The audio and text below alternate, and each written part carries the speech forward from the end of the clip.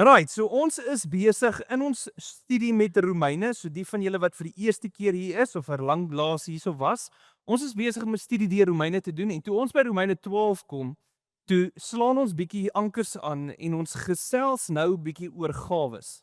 En so gawes, ons het gesê, dat omdat gawes so maklik onbekend of so, kom ons sê, so onbekend is en so maklik verkeerd verstaan kan word, het ons gesê, maar ons gaan stop en ons gaan deeglik deur dit werk.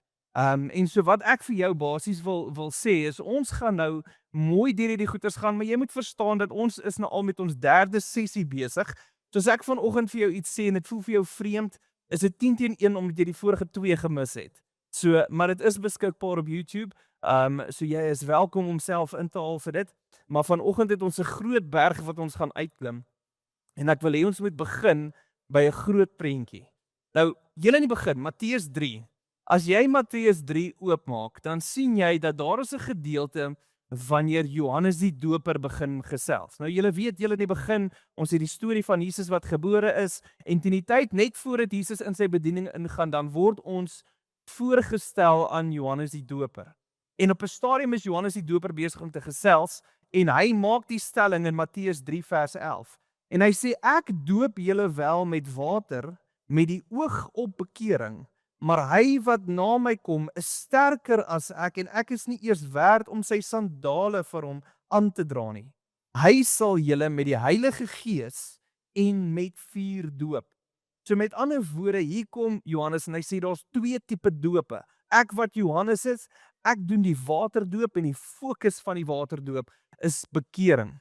Nou vanoggend gaan Kyle later weer gesels oor, maar die belangrike ding wat ek en jy verstaan is, vandag verstaan ons waterdoop is gekoppel aan bekering. En dan sê hy, maar daar gaan iemand kom, en hy gaan julle met die Heilige Gees en met vuur doop. Nou, teen die tyd wanneer ek en jy Jesus se bediening sien afeindig, 2. So Handelinge 1 het Jesus opgevaar na die hemel toe, en hy sê vir sy disippels voordat hy gaan, hy sê, wag in Jerusalem totdat die Heilige Gees kom. En dan maak ons Handelinge 2 oop, en Handelinge 2 vers 1 sê die volgende, hy sê, toe die dag van die Pinksterfees aanbreek, was hulle almal op een plek bymekaar, en onverwags het daar uit die hemel 'n geluid soos die van 'n kragtige stormwind opgeklink, en dit het die hele huis gevul waar hulle gesit het. Tonge asof van vuur het aan hulle verskyn, verdeel op elkeen van hulle en hulle neergedaal, en almal is gevul met die Heilige Gees en het in ander tale begin praat, soos die Gees aan hulle gegee het om daarop uit te spreek. So met ander woorde, nou wat ons sien is, ons sien basies 2 tipe doop. Jy sien 'n waterdoop en jy sien 'n doop in vuur of die doop met die Heilige Gees. Krusial om te verstaan. So ons deel van gawes praat primêr van die tweede ene, die doop met die Heilige Gees of om te gevul te wees met die Heilige Gees. So dis waarin ons kategorie is. Nou as ek en jy gaan dink aan die Heilige Gees, moet jy verstaan daar is 2 elemente wat jy in gedagte moet hou. Nommer 1 is dat elke gelowige het die Heilige Gees in jou. So met ander woorde, dis wat Efesiërs 1 vers 13 vir jou sê. Hy sê dat elke gelowige is verseël met die Heilige Gees. So elkeen van ons wat hier is vandag en sê ek glo in Jesus, en hierdie glo in Jesus is 'n lewe wat georiënteerd is om Jesus te volg. As jy daai persoon is, het jy die Heilige Gees in jou. En deel van die Heilige Gees in jou, gee hy vir jou 'n geskenk. En hierdie geskenk is 'n geestelike gawe. So met ander woorde, hierdie is beskikbaar vir elke liewe gelowige. Heilige Gees is in my, en wat hy doen binne in my is, hy's besig om my 'n nuwe mens te maak, en hy's besig om my te vorm om meer soos Jesus te wees, en deel van hierdie Heilige Gees in my, is hy gee vir my 'n gawe. Maar dan die tweede element wat ons moet verstaan, wat saam met die doping van die Heilige Gees moet gaan, of saam met die vervulling van die Heilige Gees, is daar is 'n sekere punt wanneer ek en jy gevul word met die Heilige Gees, om dan hierdie gawe wat hy vir my te gee het, fisies uit te leef en te kan doen daar buitekant. En so daar het ons gepraat spesifiek van en daar was hierdie snaakse Griekse idee wat ons moet verstaan rond ons noem dit die aorist participle, hoe ons dit lees, dan sê hy en hulle is gevul met die Heilige Gees. Petrus is gevul met die Gees en hy het. Paulus is gevul met die Gees en hy het. Dis 'n aksie wat voor 'n ander aksie volg. So met ander woorde, dit beteken dat ek en jy moet konstant gevul word met die Heilige Gees en daai konstante vulling is wat ek en jy gebruik om hierdie gawes dan uit te leef. So dis wat ons tot op hierdie punt toe bespreek het. So verstaan dat wanneer ons praat van die doping van die Heilige Gees, dan praat ons van dat die Heilige Gees is oor jou. Ons het die stelling gemaak, hy is in jou en hy is ook op jou. Die in jou beteken elke gelowige het dit, elke gelowige het 'n gawe, maar dit is eers wanneer die Heilige Gees oor ons kom, wanneer ons hierdie gawes dan begin uitleef. Crucial om te verstaan. So dis wat ons tot op nou toe gedoen het en is belangrik vir ons om hierdie in gedagte hou. Nou as ons gesê het ons praat van geestelike gawes, ek sit vir jou dit op die skerm, het ons 4 kategorieë wat ons gebruik vir dit. Nommer 1 is ons praat van die bedieninggawes. Dit word ook geken as die 5voudige bediening. Ons praat van die spreekgawes, ons praat van die diensgawes en ons praat van die wonderwerkgawes. Nou vandag gaan ek nie te veel detail ingaan oor elkeen van daai nie, maar ons het toe laasweek begin met 2 van hierdie gawes. Nou hang af hoe jy dit tel, kan dit tot 25 gawes wees, maar ons het laasweek 2 van hulle hanteer. En ons het begin met dit en ons het uit tyd uitgehardloop. So vandag wil ek gou klaar maak met dit. So ons praat oor tale en profesie.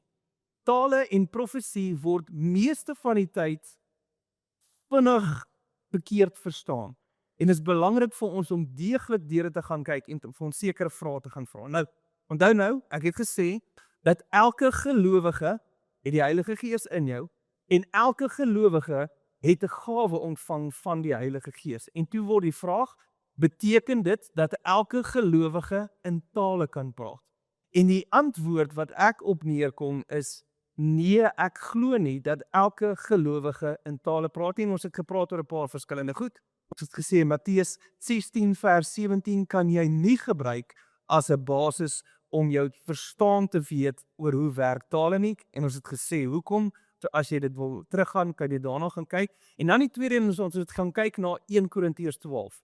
1 Korintiërs 12 vers 7, dan begin hy en hy verduidelik die gawes. Dan sê hy, aan die een het ek vir die Here gegee en aan die ander het hy. En aan die een het hy gegee en aan die ander het hy. Hy praat oor hoe die gawes uitgedeel word vir die verskillendes. Hier teen die tyd wanneer ons by vers 10 vers 12 uitkom, dan begin hy praat oor die liggaam. Dan sê hy, ons almal is deel van die liggaam en nie een van ons speel dieselfde rol soos die volgende ene nie. So met ander woorde, ons het mekaar nodig, maar ons gaan nie dieselfde lyk nie. En teen die tyd wanneer ons by vers 27 en 28 kom, dan sê hy, is almal dan 'n apostel, is almal dan profete, is almal dan leraars, kan almal profeteer, kan almal in tale praat, kan hy, en dan die gevolg wat ons daarop uitgetrek is, nie ons kan. En dis waar ons basies geëindig het met tale. In die tyd wanneer ek en jy begin gesels oor profesie, en ons gaan nou verder gesels oor tale, moet ek vir jou vanoggend net gou vinnige beginsel leer.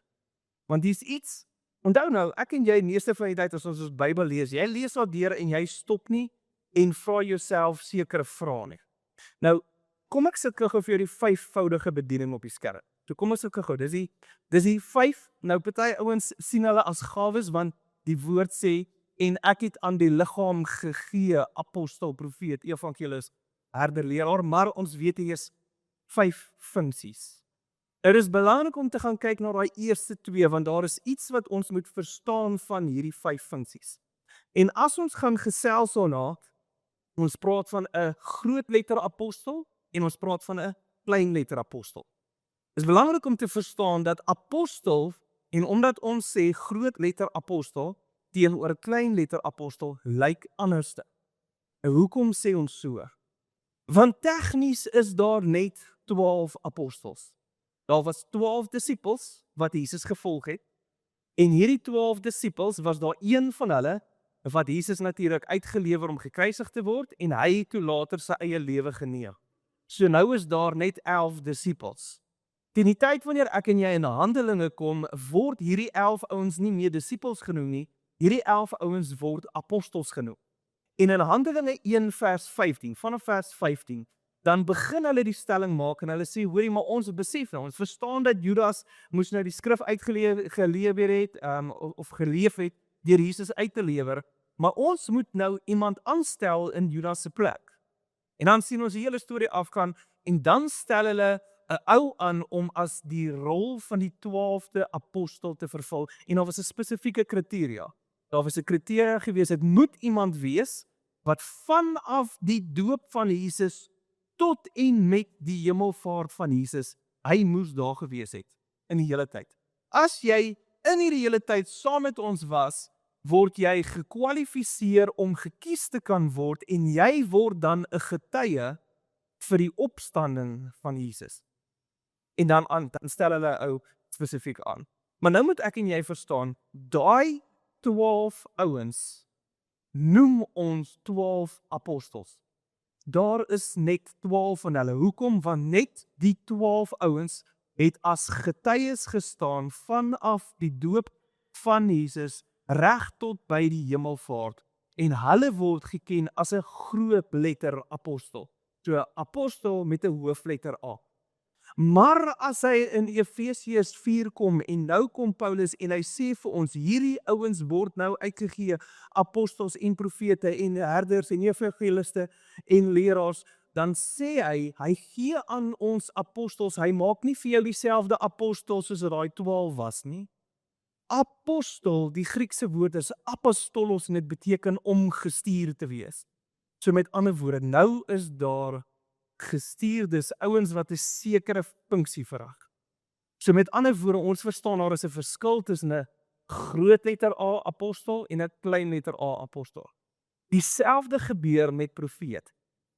Profeet, selfde ding, daar's 'n groot letter P vir 'n profeet en 'n klein letter P vir 'n profeet. Groot letter, dis gewoonlik die profete wat jy raak lees in die Bybel, regdeur van die Ou Testament tot in met Johannes die Doper. Hierdie ouens is profete, en hierdie ouens se funksie was om die woord en die wil van God aan die mense te verklaar, en die funksie daarvan is sodat ek en jy vandag die skrif kan hê. So God het gesê, hierdie ouens het neergeskryf, en 2, 3, 4000 jaar later lees ons nog steeds hierdie ouens se woorde. Hoekom? Want hulle is groot letter P profete gewees.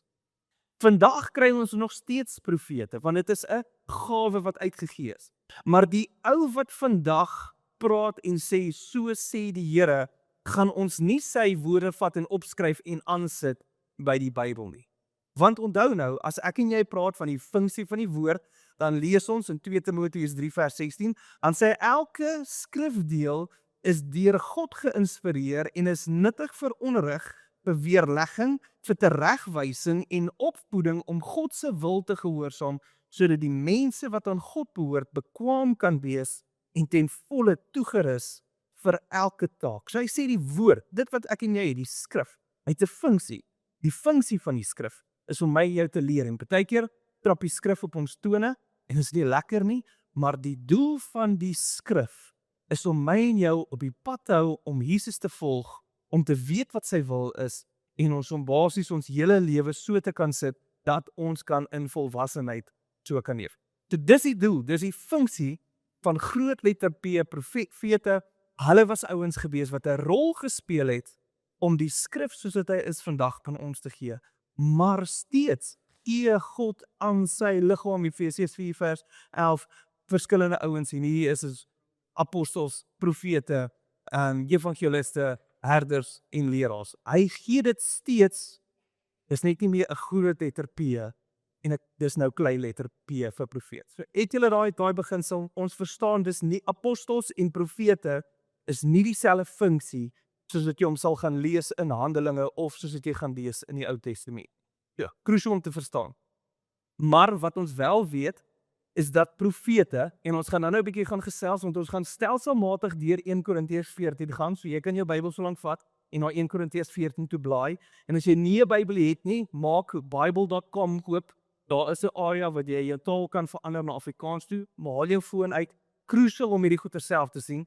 1 Korintiërs 14 is waar ons hierdie goeders gaan hanteer, maar 1 Korintiërs 14 vers 3, hier praat hy spesifiek, wat is die funksie van ons huidige profete, en hy sê in vers 3, die een wat profeteer praat egter wel met mense, om hulle op te bou, te bemoedig en te vertroos.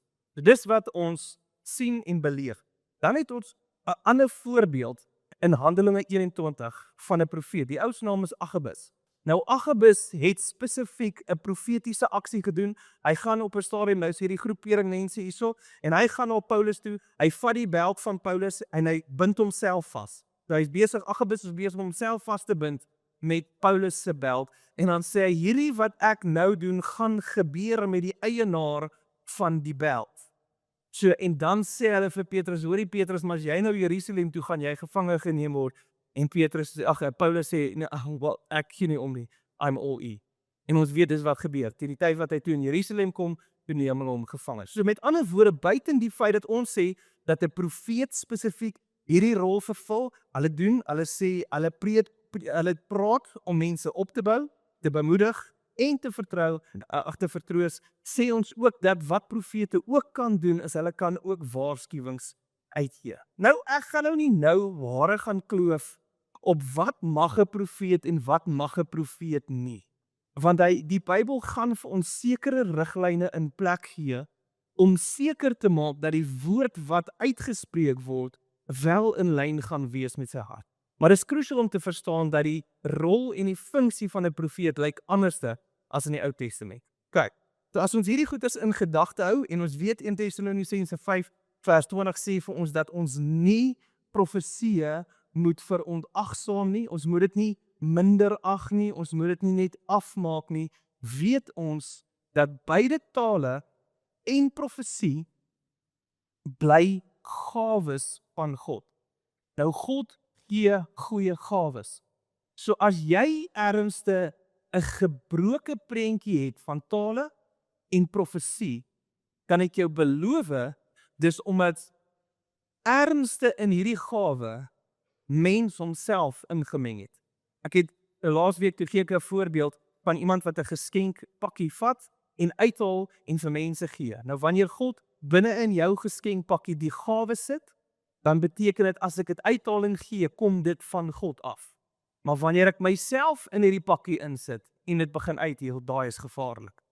En so elke liewe persoon van ons wat 'n gawe het, want almal van ons het 'n gawe, moet jy verstaan dat as jou gawe uit jouself uitkom, is jy besig om gemors te maak. Maar 'n gawe vanuit God uit is altyd goeie gawes. Okay? So met ander woorde, ons verstaan dit in sy plek waar hy moet wees, en so dis waar ons dan begin met 1 Korintiërs 14, en ons gaan van bo af regdeur onder toe gaan, en ons gaan kyk, wat sien ons, sê die Bybel spesifiek oor tale en profesie. En jy sal sien nou, terwyl ons deurgaan, hy sit spesifiek hierdie twee gawes langs mekaar neer. En hy gaan hulle presies, dit lyk asof hulle in kontras is met mekaar. Die een doen hierdie, die volgende een doen daai. Die een doen hierdie en die volgende een doen daai. En so dis wat jy nou gaan oplet, soos dit ons hier deurgaan. So kom ons begin 1 Korintiërs 14 vers 1. Jaag die liefde na. Hoekom sê dit? Hy het nou net uit 1 Korintiërs 13 uitgekocht. Onthou, ons lees altyd konteks. 1 Korintiërs 12 praat oor gawes. 1 Korintiërs 13 praat oor liefde. 1 Korintiërs 14 praat oor gawes. Hoekom hy dit vir jou sê, is hy sê dat gawes moet gedoen word met liefde.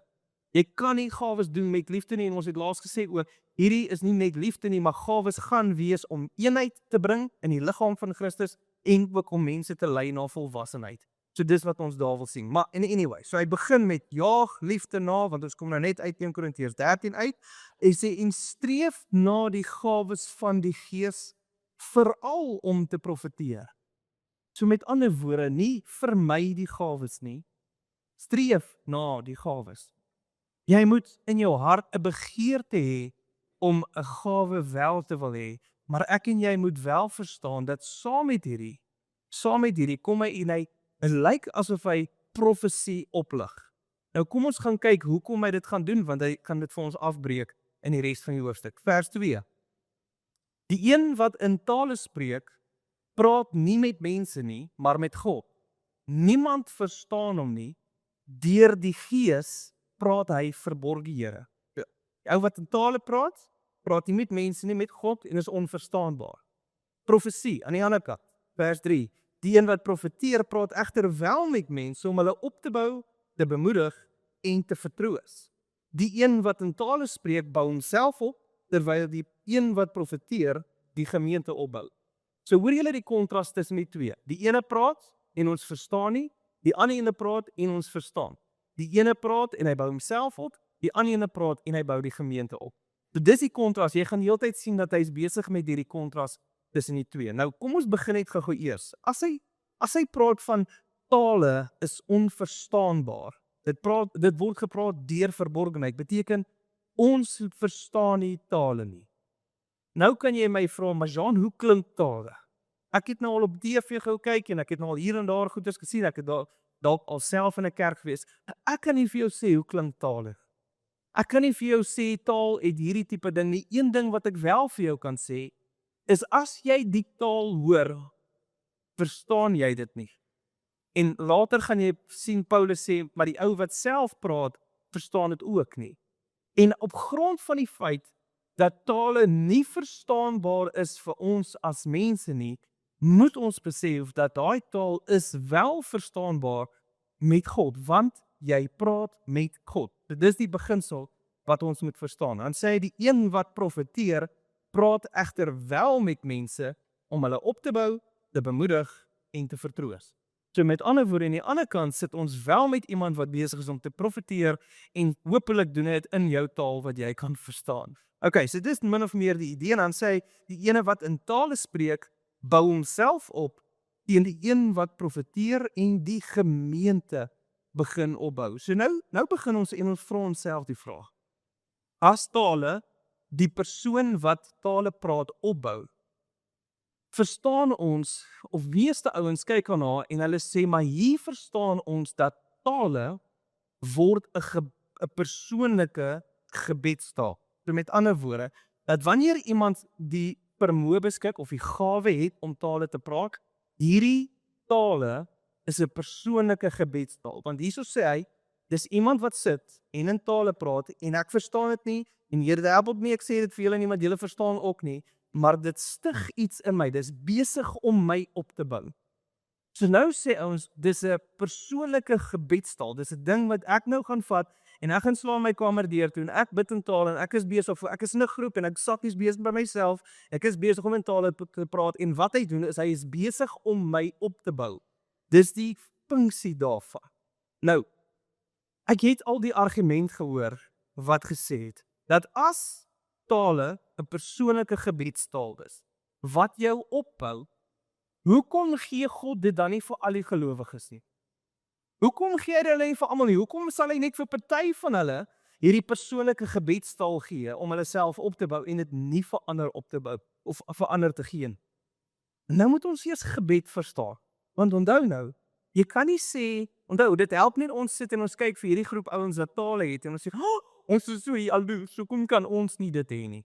Wat is beskikbaar vir elke gelowige in terme van gebed? Nou daar is 'n term wat ons praat van bid deur die Gees. Nou party ouens sal sê bid deur die Gees beteken tale, dit doen nie. Dit sê ook wandel deur die Gees. So daar is 'n element wat ek hande vat saam met die Heilige Gees en bid. Efesiërs 6 vers 18, hierdie is aan die einde van die wapenrusting. Efesiërs 6 vers 18, hy sê, by elke geleentheid waar julle bid en smeek, moet julle telkens deur die Gees bid. So met ander woorde, elke geleentheid moet ek en jy as ons bid, deur die Gees bid. Nou ek het al baie keer gepraat oor hoe ons 'n tafelgebed afjak, jy hoor nie oor die Heilige Gees in daai proses nie. Wat hy sê is, elke liewe keer wanneer jy bid, bid deur die Gees. Dis crucial om te verstaan, Judas 1 vers 20 sê dieselfde. Maar julle moet, geliefdes, deur julle op te bou in julle allerheiligste geloof en deur in die Heilige Gees te bid, julle self in die liefde van God bewaar. So elke liewe gelowige wat die Heilige Gees het, kan bid deur die Heilige Gees. Crucial om te verstaan. Volgende ding wat beskikbaar is vir elke liewe gelowige, Romeine 8 vers 26. So kom die Gees ook in ons swakheid tot hulp, want ons weet nie mooi waarvoor ons behoort te bid nie, maar die Gees tree self in vir ons met versigtings wat nie verwoord kan word nie.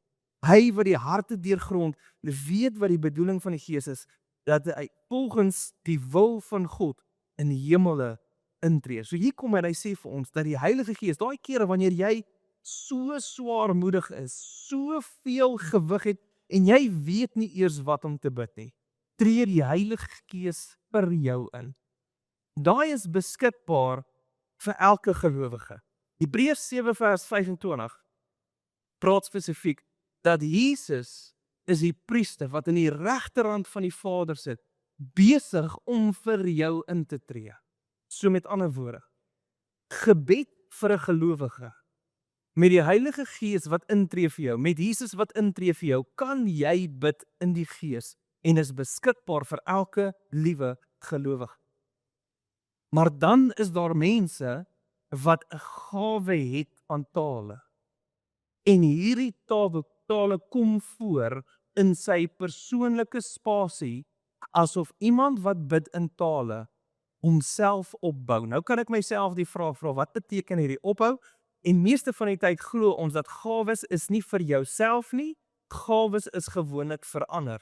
So daai opbou is 10 teen 1. Ek sal so ver gaan, ek sê nie die Bybel sê dit in soveel woorde nie, ek sal so ver gaan om te sê dat daai opbou wat in tale plaasvind, is om jou reg te kry vir die bediening wat jy moet gaan doen. So met ander woorde, dis 'n opbou vir iemand anders. Daai opbou gawes is altyd gegee vir ander. Dis nooit vir jouself nie. En so dis wat ons sien. So ons besef dat tale se funksie is om jou op te bou en dis wat hy sê. So nou praat hy van die ene wat in tale bou homself op. Die ou wat profeteer, bou die gemeente op. So daar is iets wat gebeur in die kerk wanneer iemand hier voor staan en profeteer en iets uitspreek vir iemand, wat al is jy nie die ene wat die woord kry nie, wat die geloof van mense om hulle ook opbou. So dis crucial om daai element te verstaan in terme van wat profesie eintlik is. Kyk, kom ons gaan. Kom ons begin net gou weer vers 2. So die een wat in tale spreek, praat nie met mens nie, maar met God. Niemand verstaan hom nie, deur die Gees praat hy verborgenhede. Die een wat profeteer praat egter wel met mense om hulle op te bou, te bemoedig en te vertroos. Die een wat in tale spreek, bou homself op, terwyl die een wat profeteer die gemeente opbou. Vers 5. En ek wil hê dat almal in tale spreek, maar meer nog dat julle profeteer. So hier kom en hy sê, my begeerte is dat almal van julle in tale moet praat. Maar nog meer as tale praat, ek wil graag hê dat almal moet profeteer. Nou, kan ons vir Paulus alles gee waarvoor hy wens? Want julle moet nou onthou, in 1 Korintiërs 7 vers 7 wens hy, dat soos hy, dat niemand getroud moet wees nie. Okay, so as ons moet bank op alles wat hy sê soos, ek wens dat julle almal soos ek net moet wees wat nie getroud is. Maar is dit so vir elkeen? Nee, dit is nie. So al wens hy dat almal in tale praat, en al wens hy nog meer dat almal profeteer, beteken dit dat almal gaan in tale kan praat? Nee, dit doen. Beteken dit dat almal gaan profeteer? Nee, dit doen nie. Beteken dit dat almal soos hy nooit sal trou nie? Nee, dit doen nie. So daar sekere goeders, want hy wens, hoekom wens hy? Hy wens want hy verstaan die waarde van tale en hy verstaan die waarde van profesie. En beide van hulle het ongelooflike groot waarde. En dis hoekom hy spesifiek hierdie stelling sê, so ek wens. En hoekom sê hy meer profesie? Want die een stig jouself en die ander een stig baie. En hy is besig om te praat met die kerk en hy sê dat om in tale te praat het ongelooflik baie waarde vir jou. Maar nou ver beter vir al. So mag jy eerder begeer om 'n gawe te hê wat almal sal bevoordeel eerder as net vir jouself. Hy sê die een wat profeteer is van groter waarde as die een wat in tale spreek, tensy hy dit kan uitlê sodat die gemeente daardeur op kan bou. Die enigste plek wanneer tale 'n effek gaan hê op almal om hulle, is die oomblik wanneer daai taal geïnterpreteer kan word sodat dit almal kan bemoedig. So daar begin tale die rol vervul om die gemeente te bemoedig. So met ander woorde, nou verstaan ons, tale is meestal 'n persoon wat jy beleef, maar die oomblik wanneer dit geïnterpreteer word en dit gaan ver meer as hierdie, en nou kan jy die stories gaan hoor van waar hierdie goeders al gebeur het en hoe amazing dit was dat hierdie goeders uitgedeel word. Maar ons gaan nou weer gesels oor dit. Vers 6. Broers, as ek dan nou na julle kom en in tale praat, watter nut het ek vir julle? Tensy ek dit tot julle voordeel 'n openbaring of 'n insig of 'n profetiese of 'n lering meedeel. Dit sal wees soos 'n lewelose ding wat klank voortbring, soos 'n fluit of 'n lier. En dan gaan hy aan en hy praat van, as jy nou 'n trompet blaas en jy maak niks al uit nie. Hy kom en hy sê, wat se nut is dit as ek hier voor staan en ek begin in tale praat? Hy sê, niemand gaan dit verstaan nie en dit het geen nut vir julle. Tensy ek kom met 'n lering of 'n lied of iets, 'n openbaring wat ek dan met jou gaan deel. Dis dan die rol wanneer dit gaan 'n verandering maak in almal se lewens. Dan spring ons na vers 9 toe. So ook julle, as julle tonge nie 'n duidelike verstaanbare boodskap oordra nie, hoe sal enigiemand verstaan wat daar gesê word? Want julle sal in die wind praat. Daar mag hoeveel verskillende tale in die wêreld wees, en tog is nie een sonder klank nie. As ek nie die betekenis van die klank ken nie, sal ek vir die spreker daarvan 'n vreemdeling wees en hy vir my. So ook met julle. Aangesien julle beywer vir die gawes van die Gees, streef daarna om uit te munt met die oog vir die opbou van die gemeente. So nou sit jy met die Korintiërs en hierdie ouens skielik wil almal in tale praat. Want dit klink amazing. En dan sê hy, as jy ernstig 'n begeerte moes hê, nou hoor nou, ek en jy kan nie God vra vir 'n spesifieke gawe nie. Jy kan vra, maar dis hy wat besluit wat se gawe jy kry.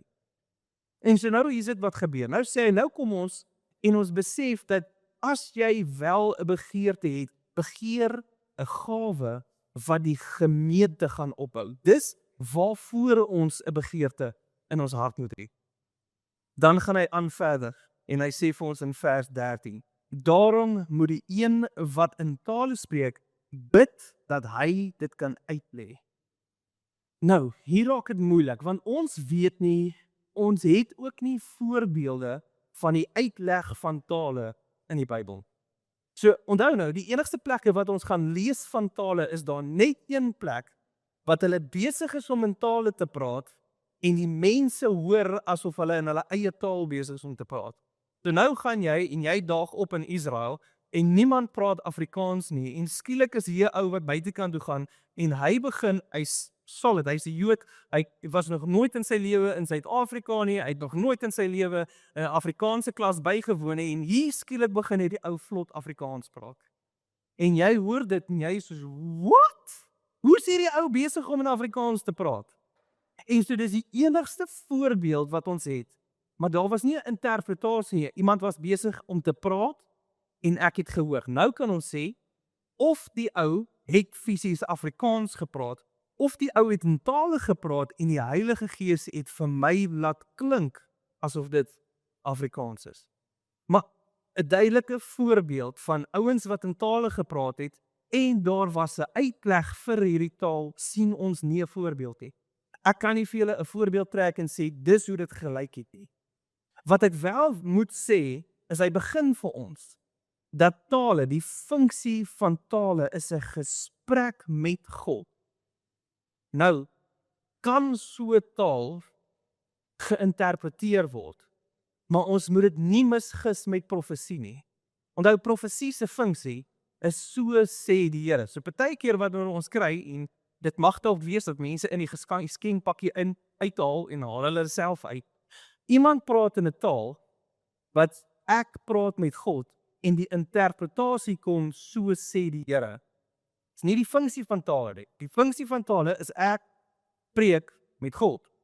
So hoe klink daai gewoonlik? Daai klink in terme van aanbidding, daai klink gewoonlik 10 teen 1 in terme van hoe ek by die Here kommunikeer, so versoeke, versigtinge, dit wat my hart aangaan, is ek besig om met God te praat. So hoe interpreteer is 10 teen 1 sal dit interpreteer deur mense te laat weet hoe klink hierdie aanbidding? Wat is hierdie aanbidding? Maar ons kan dit nie sê nie, want daar is nie 'n voorbeeld nie. Ek weet net wel dat as hy sê taal is 'n funksie, is ek praat met God en profesie se funksie is so sê die Here, dan beteken dit ons moenie interpretasie van tale en profesie met mekaar meng. Maar vir wat dit werd is, dan wanneer dit regtig waar gebeur, dan figure ons dit uit. Okay, maar vir wat dit werd is, dis wat ons hier sê. Okay, right, so dan gaan ons verder. En dan sê hy vers 14, hy sê, wat as ek in 'n taal bid, bid my gees wel, maar my verstand is onvrugbaar. So met ander woorde, my gees, vanuit my gees is ek besig om woorde te sê, maar wat hier aangaan, ek het nie 'n koekenklou wat hier uitkom nie. So hy sê, my gees is besig om te bid, maar my verstand is onvrugbaar. Ek verstaan nie wat ek huidiglik besig is om te doen nie. Dan sê hy vers 15, wat is dit dan, wat is dan die slotsom? Ek sal deur die gees bid, maar ek sal ook met my verstand bid. Ek sal deur die gees lofsange sing, maar ek sal ook met my verstand lofsange sing. So daar's kere wanneer ek bid in tale, my verstand verstaan nie wat daar aangaan nie, maar dan is daar kere wanneer ek gaan bid en ek kan wel verstaan wat ek sê. En dan is daar kere wanneer ek dalk aanbidding doen of lofsange doen in tale en my verstand het nie 'n koekenklou wat ek daarso doen nie. En dan is daar ander kere wanneer ek lofsange gaan doen en ek wel verstaan wat ek doen. So hy kom en hy sê hierso is die verskil. Hy sê jy kry in tale en dan kry jy gewone gebed en dan kry jy lofsange in tale en dan kry jy gewone lofsange. En dan gaan hy verder en dan sê hy in vers 18, dan sê ek dank God dat ek self meer as julle almal in tale spreek.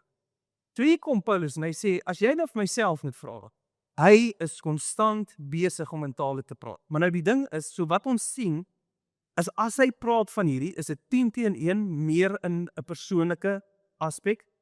Daar is kere wanneer ons sien in Handelinge 4, is dit Handelinge 10, Handelinge 19, wanneer ouens wel in tale praat, is dit in kleiner groepe, maar is gewoonlik in groepe wat almal in tale praat. So daar is sekere ruimtes per groepe, maar dit help nie ons trek hierso weg almal in tale en 3/4 van julle soos, wat van hier aan nie. So hy kom en hy sê ek wat self is, ek wat Paulus is, ek praat meer as julle almal in tale. Maar dan gaan hy verder, vers 19, maar in die gemeente wil ek liewer 5 woorde met my verstand praat, om ander te kan opbou en onderrig, as om duisende woorde in 'n onverstaanbare taal te praat. So in die opset van kerk, in die opset van hier staan, sê hy, is dit ver meer waardevol om 5 woorde te sê wat jy kan verstaan, as wat ek 'n uur lank hier so staan en besig is om in tale te praat en niemand van julle het 'n koekenklou wat ek sê. En dis sy uitgangspunt, dis hoe hy op hierdie punt gaan kom. Han spring ons af na vers 23 toe. Hy sê, as die hele gemeente dan op een plek vergader en almal in tale spreek, en daar kom oningeligtes of ongelowiges binne, sal hulle nie sê, julle is van julle sinne beroof nie? So, nou trek ons weg, ons is almal besig hierso, hier ons gaan groot. Almal is besig om in tale te praat, en hier kom een arme ou siel hier in, stap en hy sê, hier is 'n verkeerde plek. Hy gaan daar alle kerk toe. Ek draai net 'n kerk wat ek kan verstaan. So dis waarop hy uitkom. Hy sê, hoe is dit, wat dink julle gaan gebeur? Vers 24. Maar indien almal profeteer en 'n ongelowige of 'n oningeligte persoon kom binne, word hy deur almal tot insig gebring en tot verantwoording geroep. Die geheime van sy hart word blootgelê en hy sal met sy gesig op die grond val, God aanbid en erken, werklik God is in julle midde. Sien julle die impak van profesie? Sien, as profesie op die regte plek sal gebeur en 'n ongelowige stap in, sal dit hom konfronteer om sy gesig neer te val en te sê, werklik waar God is hier. Dis die impak van profesie. Profesie het 'n ongelooflike impak op mense en tale het 'n ongelooflike impak op 'n individu. Nie soveel op die groep tensy daar 'n interpretasie vir die taal is nie. Hoor julle wat is sy redenasie tot op hierdie stadium toe? En dan gaan ons vers 27. Wanneer iemand in 'n taal praat, spreek, laat dit verskieslik net 2 of 3 sprekers wees om die beurt en laat iemand dit uitlê. So nou gee hy vir ons 'n riglyn, hoe moet dit plaasvind op 'n Sondagoggend? So as dit is dat ons sê hier is iemand en hy sê ek het 'n taal. Nou kom staan hy hier voor en hy is besig om 'n taal te sê en niemand van ons verstaan wat hier gebeur. Sê hy vir ons, limit dit na 2 of 3 ouens toe. Nie wegtrek en sê elkeen kry 'n beurt om nou as ek net van julle 'n beurt gee voor op die tyd pas jy klaar uit. Maar die blote feit is om dis te sê hier voor net 2 of 3 ouens wat dan in tale praat en dan sê hy, maar as daar nie iemand is wat dit kan uitlê nie, laat hy dit in die gemeente swyg en laat hy met homself met God praat. So jy moet weet dat as jy voel dat die Here het jou die gawe gegee van tale en jy steek eendag jou hand op en sê Jean, ek het 'n taal vir die kerk. Dan gaan ek jou opnooi en jy gaan nie voor staan nie. Jy moet weet as daar nie 'n uitleg kom vir daai ding nie, gaan ek jou vra om te gaan sit en volgende keer stil te bly. Dis min of meer wat die implikasie is van hierdie ding. Soveel geloof soos wat jy het om net hier voor te kom staan, moet jy verstaan. Jy moet die geloof hê dat jy of iemand anders die uitleg gaan hê vir daai taal, want anders is daai taal in hierdie betrek nie vir ons iets wat ons kan opbou. En so hy gee vir ons 'n riglyn. Hy gee vir ons 'n riglyn en hy sê vir jou dat tale se funksie in persoon, klein groepe waar almal dit doen, kan jou self opbou. Dis sy funksie, die funksie van tale. Dis 'n goeie ding. Tale is 'n goeie ding. Dis wat sy funksie is. Hy stig jou, hy bou jou op en is amazing. Maar wanneer dit in die gemeente gebruik word, moet daar 'n uitleg wees. Anderste help dit nie die gemeente nie. Dis nie besig om die gemeente te bou nie, dis nie besig om enigiemand na volwassenheid toe te lei nie, dis nie besig om ons in aanbidding in te lei nie. Dit doen niks vir ons gemeente nie. So dis die funksie, dis die riglyn wat hy dan vir ons gee in terme van dit. En dan gaan hy verder en dan sê hy, nou gaan hy oor na die profete. So wat is dan die riglyne vir profete? So hy sê, laat 2 of 3 profete praat en die ander dit sorgvuldig beoordeel. Nou in die openbaring gemaak is een of ander wat daar sit en dan praat hy nou, so hy praat nou van die ouens wat nou sit en oordeel, praat van die ander profete. So met ander woorde, daar moet 'n profeet opkom en ook net 2 of 3 en laat hulle profeteer, maar dan sal daar ander profete wees wat hom gaan beoordeel. Nou onthou nou terug na 1 Tessalonisense 5 en sê hy moenie profesie verontagsaam nie, dan sê hy toets wat gesê word. Nou as jy die voorbeeld gebruik van iemand wat byvoorbeeld gesê het, hoorie maar julle gaan 'n dogtertjie kry en in die geboorte gaan die vrou doodgaan. Toe is haar seentjie gebore en 23 jaar later lewe hulle almal. So nou beleef ons hier soos 'n woord wat gekom het en so nou jy wat hoorder is, moet hierdie woord toets. Om te kan sê, is hierdie besig om my op te bou? Is hierdie besig om my te waarsku? Is hierdie in lyn met die karakter van God? So wat ek en jy doen met profetiese woord altyd, is jy vat dit en jy toets dit. En as jy onseker is hoe om dit te toets, dan gaan jy na geestelike leiers toe en sê, hierdie is die profetiese woord, wat maak ek daarmee? En dat hulle jou help om hierdie woord spesifiek te toets.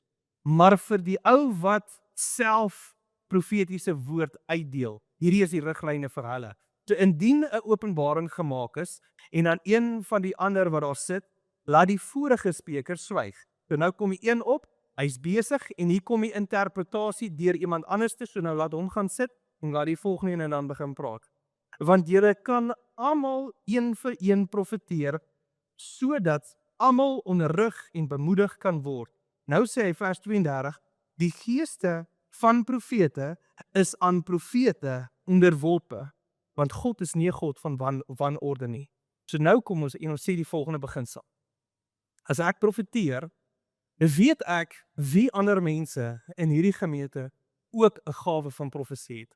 En so wat ek sal doen is, dan sal ek sê, okay, hoor die julle twee, as ek klaar geprofeteer het, gaan ek na julle toe kom. En ek wil graag hê dat julle vir my moet sê of ek in lyn was of nie. Wat het die Here gedoen in julle hart terwyl ek besig was? En as die Here vir hulle sê, hoor Jean, jy was van die pad af, dan is dit my onus om terug te gaan regmaak.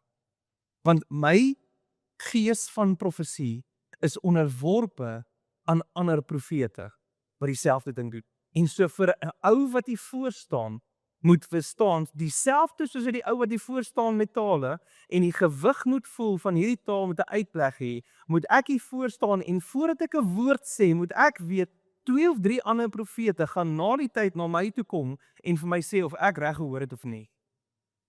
En jy wat die woord hoor, gaan in 'n geval ook gaan toets. Was daai woord in lyn gewees met wat die woord sê? Dis hoe ons profesie verstaan. So beide van hierdie twee wat soveel argumente veroorsaak, het beide van hulle riglyne gekry. En die rede daarvoor is want beide van hulle op die verkeerde plek. Wanneer ons in daai geskenkpakkie intrek en jouself traai uitdeel. Ek wil self 'n profetiese woord gee. Ek wil self 'n taal gee wat ek myself uitbrei. Die oomblik wanneer ons dit self traai doen, gaan hy altyd skade bring soos al die ander gawes.